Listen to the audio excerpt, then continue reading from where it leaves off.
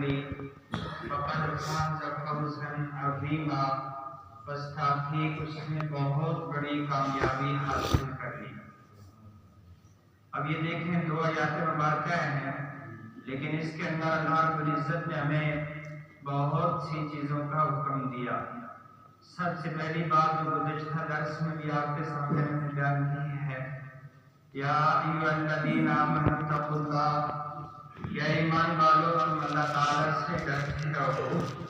اور جس بندے کے دل میں اللہ تعالیٰ کا ڈر پیدا ہو جائے وہ ہمیشہ اللہ تعالیٰ کی فرما برداری اختیار کرتا ہے۔ اور یہ آپ دیکھیں کہ بچہ جب استاد سے ڈر رہا ہوتا ہے اس وقت تک بچہ استاد کی نافرمانی نہیں کرتا اور کوئی شرارت وغیرہ نہیں کرتا، اس لیے کہ اس کے دل کے اندر استاد کا ڈر ہے۔ لیکن جب استاد ادھر ادھر ہو جاتا ہے تو اس کے بعد بچہ جو ہے وہ غفلت کرتا ہے، اس کے بعد بچہ پڑھائی سے غافل ہو جاتا ہے۔ لیکن یہ بات یاد رہے کہ اللہ رب العزت وہ کسی وقت بھی ہم سے غافل نہیں ہے، اور کوئی لمحہ ایسا نہیں ہے کہ جس وقت اللہ رب العزت ہمیں دیکھ نہ رہے۔ اسی لیے فرمایا یا ایھا الذین آمنوا اتقوا اللہ، اے ایمان والو تم اللہ تعالیٰ سے ڈرنے لگ جاؤ۔ اور جس کے دل میں اللہ کا ڈر آ گیا اس کے دل میں بقیہ تمام ڈر جو ہیں وہ ختم ہو جاتے ہیں۔ وَقُولُوا قَوْلًا سَدِيدًا، اور بات کرو تو سیدھی سچی سچی بات جو ہے وہ کیا کرو۔ يُصْلِحْ لَكُمْ أَعْمَالَكُمْ، اور اس کے بعد سب سے بڑی بات ارشاد فرمائی کہ اپنے اعمال کی اصلاح کیا کرو۔ اعمال کے اندر اب آپ دیکھیں کہ تمام اعمال میں سب سے پہلا عمل وہ انسان کی نماز ہے۔ یصلح لکم اعمالکم، قرآن پاک میں ہی جواب الکلم ہے۔ جواب الکلم کا مطلب یہ ہے کہ جس کے الفاظ کم ہوں اور معنی زیادہ ہوں، مطلب مفہوم جو ہے وہ زیادہ ہوں، اسے جواب الکلم کہتے ہیں۔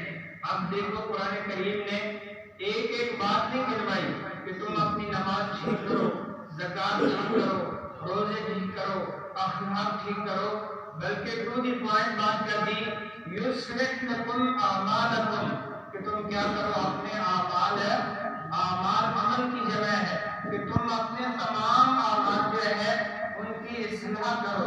اصلاح کرنے کا کیا مطلب ہے؟ اپنے اعمال کو شریعت کے مطابق بناؤ، اپنے اعمال کو سنت کے مطابق بناؤ۔ فرمایا جو عمل شریعت کے مطابق نہیں ہے وہ عمل قابل ثواب نہیں ہے، بلکہ وہ قابل واقع ہے۔ اور وہ عمل جو سنت کے مطابق نہیں ہے، اگرچہ بظاہر دیکھنے کے اندر کتنا بڑا عمل بھی کر لیا جائے لیکن وہ قابل قبولیت نہیں ہوتا، وہ اللہ تعالیٰ کی بارگاہ میں قبول نہیں ہوتا۔ اسی لیے فرما دیا یصلح لکم اعمالکم، اے لوگو تم اپنے اعمال درست بناؤ۔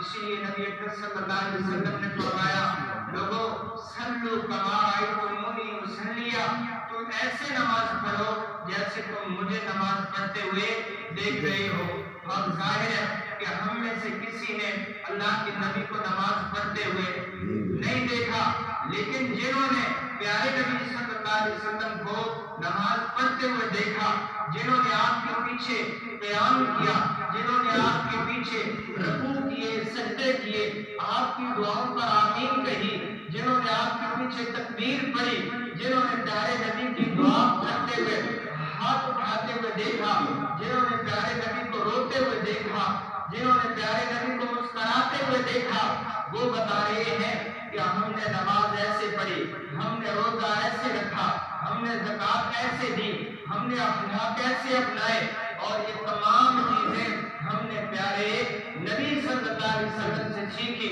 اس لیے اللہ پاک کو جماعت کے اعمال اتنے پسند آئے کہ اللہ رب العزت نے کیا فرما دیا فَإِنْ آمَنُوا بِمِثْلِ مَا آمَنْتُمْ بِهِ فَقَدِ اهْتَدَوْا، جیسے ان کا ایمان ہے ایسا تم کیا بناؤ؟ ایمان بناؤ۔ جیسے ان کے اعمال ہیں جیسے تم کیا کرو؟ ان جیسے تم اعمال بناؤ۔ تو اس لیے صحابہ کرام نے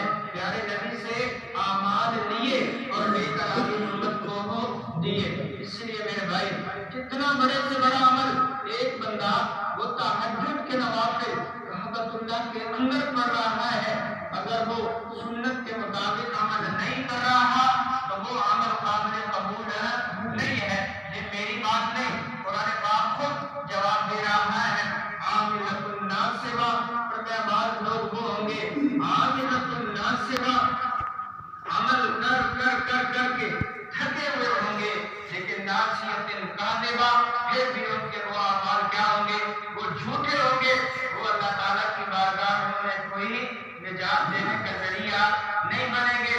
قرآن پاک نے دوسرے مقام پہ پھر جواب دے دیا، الذین ضل سعیہم، وہ لوگ کہ جن کی سعی کیا ہے وہ غلط ہے، ان کے اعمال قابل قبول نہیں ہوتے۔ اس لیے نماز صرف پڑھنی ہی نہیں بلکہ یصلح لکم اعمالکم، نماز سیکھ کر پڑھنی ہے، نماز سنت کے مطابق پڑھنی ہے، تب وہ نماز قابل قبول ہے۔ ورنہ کیا حدیث واقعہ سنتے نہیں ہیں؟ بعض نمازیں وہ ہیں، نمازی نماز پڑھ کے جاتا ہے، وہ کپڑے کے اندر لپیٹ کر اس کے منہ پر مار دی جاتی ہے اور نماز کہتی ہے ضیعک اللہ کما ضیعتنی، اللہ تجھے بھی یوں ہی برباد کر دے جیسے تو مجھے برباد کرنے جا رہا ہے۔ اس لیے میرے بھائی، صرف عمل کرنے کا نام عبادت نہیں، عمل شریعت کے مطابق اور سنت کے مطابق کرنے کا نام عبادت ہے۔ اور دوسری بات جو دکھتی رہتی ہے کی طرف میں ابھی تھوڑا سا آنے لگا ہوں، یصلح لکم اعمالکم، لوگوں اپنی خوشی کے اعمال، اپنی غمی کے اعمال وہ بھی شریعت کے مطابق کرو، سنت کے مطابق کرو۔ اللہ الحمدللہ، کیا میرے پیارے نبی نے خوشی اپنانے کا طریقہ ہمیں نہیں سکھایا؟ غمی اپنانے کا طریقہ ہمیں کیا نہیں بتا دے گئے؟ پیارے نبی صلی اللہ علیہ وسلم جب آپ کی وفات ہوئی، کیا صدیق اکبر نے پورے دین کا بیڑا نہیں سنبھالا؟ کیا پیارے نبی جی صلی اللہ علیہ وسلم کی جس میں غیرت ہوئی، مجھے آپ بتاؤ کون سے صحابی نے کھڑے ہو کے اعلان کیا تھا کہ بھائی 30 نتیجہ جو ہے وہ مسجد نبوی میں صدیق اکبر فلاں دن پڑھائیں گے؟ پیارے صدیق اکبر کی وفات ہوئی، حضرت فاروق اعظم نے نماز جنازہ پڑھائی، کون سے صحابی نے اعلان کیا تھا کہ جو تیجا، ساتواں، 10واں، 40واں مسجد نبوی کے اندر فلاں صحابی پڑھائیں گے؟ حضرت عمر رضی اللہ تعالیٰ عنہ کی وفات ہوئی، حضرت شعیب رومی نے نماز جنازہ پڑھائی، کون سے صحابی نے اعلان کیا تھا کہ بھائی تیجا، ساتواں، 10واں، 40واں برسی حضرت عمر کی فلاں دن مسجد نبوی کے اندر ہوگی؟ ذرا آگے چلتے چلے آئے، حضرت عثمان غنی رضی اللہ تعالیٰ عنہ کی شہادت ہوئی، کون سے صحابی نے اعلان کیا تھا کہ تیجا، ساتواں، 10واں، 40واں برسی حضرت عثمان غنی کی فلاں دن ہوگی؟ حضرت علی المرتضیٰ کی شہادت ہوئی، حضرت زبیر، حضرت طلحہ، حضرت اسحاق سعید، حضرت عبد الرحمن، دیگر تمام صحابہ کرام کی وفات مکہ میں بھی ہوئی، مدینہ میں بھی ہوئی، پیارے نبی کے سامنے بھی ہوئی، صحابہ کے سامنے بھی ہوئی۔ جب یہ عمل کوئی پیارے نبی کی زندگی میں نظر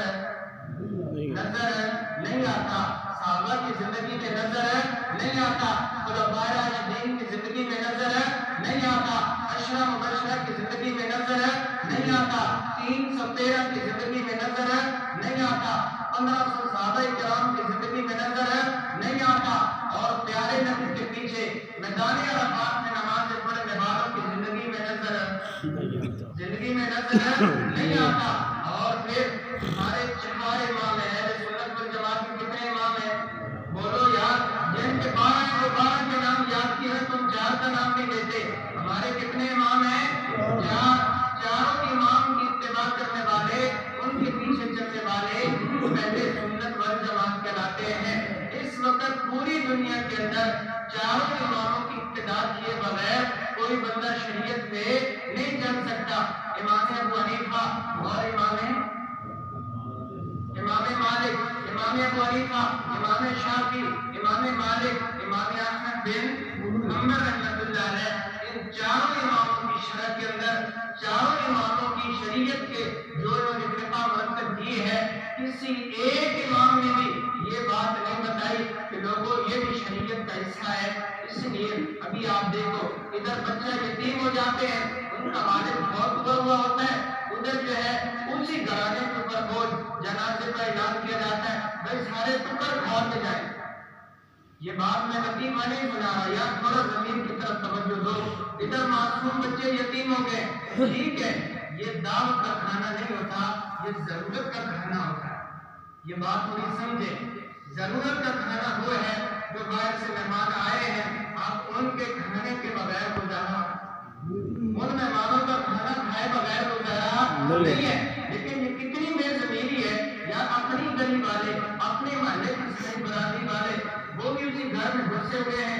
ادھر بچے پہلے یتیم ہو گئے اور یہ وہ دعوت سمجھ کے بیٹھ کے کھانے کھائے جا رہے ہیں. ایک دن بھی، دوسرے دن بھی، تیسرے دن رہتی کسر نکال دی، اور پھر 7ویں دن، پھر 10ویں دن اسی گھر کے اندر ڈیرے لگا لیے. وہ جی چائے کے انتظام، بسکٹوں کے انتظام. عجیب بات ہے یار، یہ کون سی شریعت ہے؟ لیکن جب ہم مرنے کے موقع پہ کرنے لگے تو کہتے ہیں یہ بات نہیں چھیڑی.